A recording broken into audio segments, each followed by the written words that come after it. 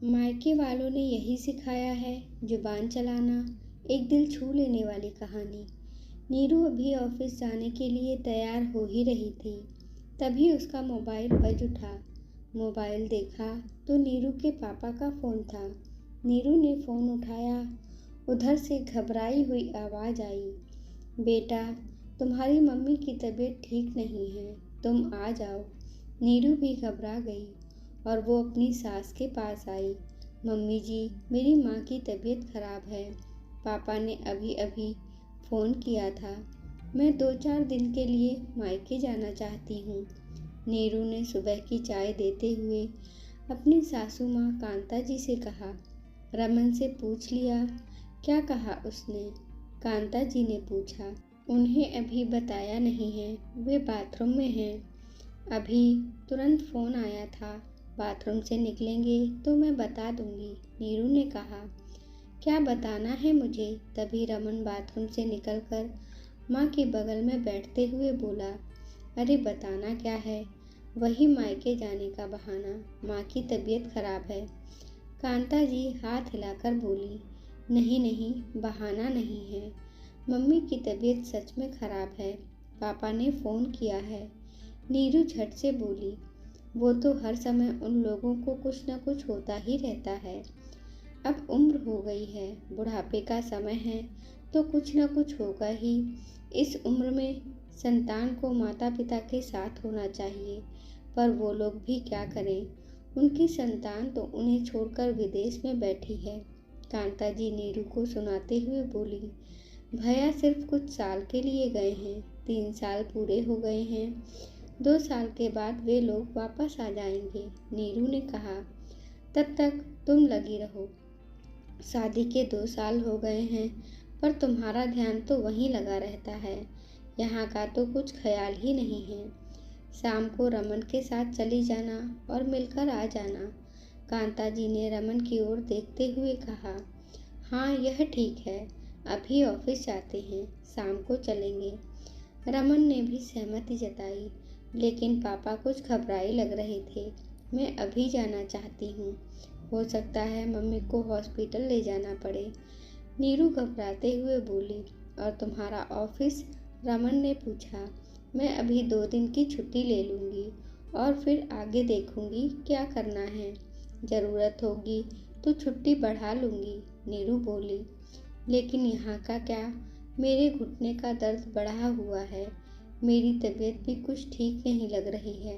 कांता जी झट बोली, आपको परेशान होने की कोई ज़रूरत नहीं है, काम वाली और खाना बनाने वाली दोनों अभी आती होंगी, मैं उन्हें अच्छे से समझा दूंगी, आपको परेशानी नहीं होगी।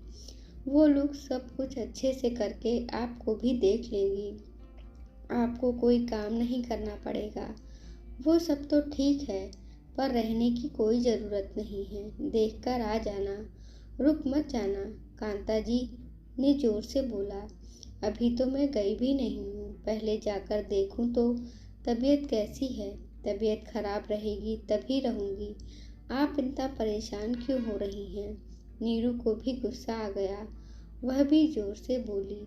एक तो वो परेशान थी माँ की तबीयत को लेकर, और यहाँ इतनी बहस।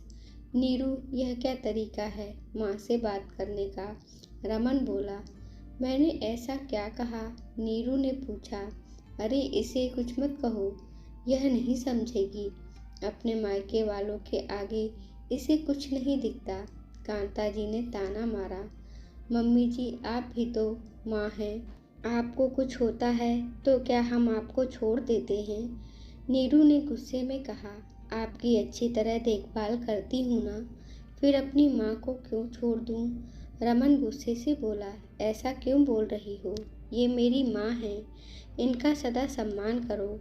आज मैं जो भी हूँ माँ की बदौलत हूँ, पापा तो बचपन में ही ऊपर चले गए थे, माँ ने ही इतनी अच्छी तरह पालन पोषण किया, पढ़ाया लिखाया, तभी मैं आज इतनी अच्छी ज़िंदगी बिता रहा हूँ। मेरी ज़िंदगी में माँ का महत्व बहुत ज़्यादा है और मेरा फ़र्ज़ है कि मैं अपनी माँ का ज़िंदगी भर पूरा ध्यान रखूँ। हम माँ के लिए जो भी करते हैं वह हमारा कर्तव्य है और मैं नहीं चाहता मेरी माँ को कोई भी दुख हो, और मैं जो भी करता हूँ उनकी संतान होने के नाते करता हूँ। कोई एहसान नहीं करता उन पर।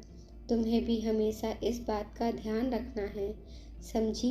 रमन गुस्से में उठकर खड़ा हो गया। कमरे का वातावरण तनाव से भर गया। अरे, ये क्या समझेगी? मायके के संस्कार, व्यवहार, रिश्तों का महत्व सिखाया गया हो तब ना। कांता जी व्यंग से बोली। नहीं मम्मी जी, मैं सब समझ गई। पहले मैं कुछ दुविधा में थी, पर आप लोगों की बातें सुनकर मैं माँ का महत्व और संतान का माता पिता के प्रति फर्ज को बहुत अच्छी तरह समझ गई हूँ। नीरू एकदम शांत स्वर में बोली।